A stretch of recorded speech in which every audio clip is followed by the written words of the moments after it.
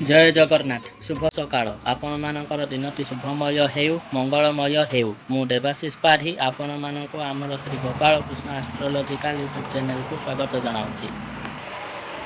आज विशेष तथ्य उपस्थापन होची मकर राशि मासिक राशिफल नवेम्बर 2024 मकर राशि मासिक राशिफल। तेबे चलतु नवेम्बर 2024 मकर राशि जन्मित व्यक्ति विशेष मानकर केमिति कटिबो से उपरे आलोचना करिबा।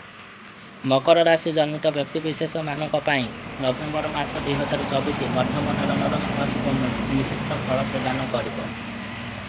एही मासरे आपण चिड़चिड़ा स्वभावर होइजिबे। आपण अति शीघ्र जेकोसी भी कथारे क्रोध प्रकाश करेंगे एवं अति कठोर वाक्यर प्रयोग करेंगे जहाद्वारा कि आपणकर आखपाखरे थिबा लोक माने आपणक सहित शत्रुता आचरण करेंगे एवं आपण कौन ठीक कथा कहले भी से माने सेटा को नेगेटिव वे रे नेबे। तेणु अन्य मानक सहित कथबार्ता होथिबा समय रे भल भाव भावी चिंती कथा कहतु न अन्य मानक सहित अजथारे शत्रुतार शिकार हेबे।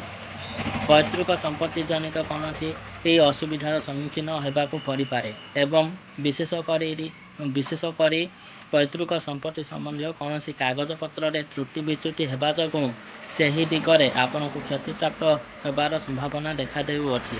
तेणु क्षतिप्रति सतर्कता अवलंबन करंतु एवं समस्त प्रकार कागज पत्र दलिल को भल भाव सजारी रखंतु।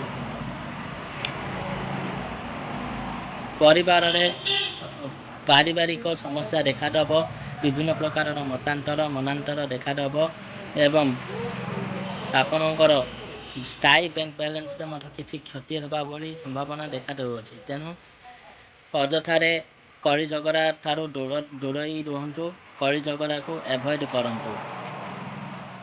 माता तथा मातृतुल्य व्यक्ति विशेष मान सहित मतांतर मनांतर होबार संभावना देखा देउअछि। एहा सहित मातांकर देह मध्य खराब रहीपे। तेणु मातांकर सेवा शुश्रूषा करंतु। मातांकर आज्ञा मानि आपण काम करी चलंतु। देखिबे आपण मांकर आशीर्वाद जो आपण आग को अग्रगति करी जिबे एवं जीवन में सफलता प्राप्त करेंगे। एही मासरे प्रॉपर्टी रिलेटेड कौन भी नूतन निष्पत्ति नियंतु नहीं। जानवाहन खरीद करंतु नहीं एवं जानवाहन में यातायात करुवा बेले ट्रैफिक नियम मानि चलंतु। हेलमेट पिंधि ड्राइविंग करंतु। छात्र छात्री मानक एही मासटी अत्यंत शुभजनक अटे।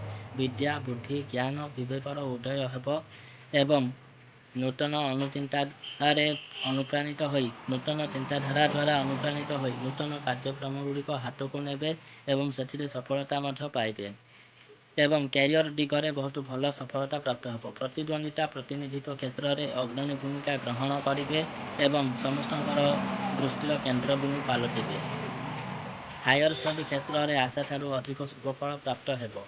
पिता तथा पितृतुल्य व्यक्ति विशेष मान सहित सुसंपर्क स्थापित एवं पितांकर आशीर्वाद मार्गदर्शन में आप आगे चलिए एवं आगक जाई सफलता प्राप्त करेंगे। एही मासरे आपण को विदेश भ्रमणर सुजोग प्राप्त हो पारे। विदेश में नूतन गृह किंवा जमी खरीद करने प्लानिंग करिपारंती एवं से शुभफल प्राप्त हो। जो माने कर्महीन थिले कार्य कर्म क्षेत्र में निजुक्ति पाइपार नथिले से मानको एही मासरे नूतन कर्म निजुक्ति प्राप्त परिश्रम करंतु। इंटरव्यू प्रस्तुत हूँ एवं इंटरव्यू दिंतु। निश्चित भाव में आपन को नूतन कर्म क्षेत्र में स्थान मिल एवं रोजगारक्षम हेबे। अधिक अधिक शारीरिक परिश्रम करेंगे। पुष्टि कसरत करुँच किंबा खेलकूद कर निजर गुजरान मेटाइवाई चाहते से दिगरे कैरियर गठन करें से शुभफल प्राप्त हो।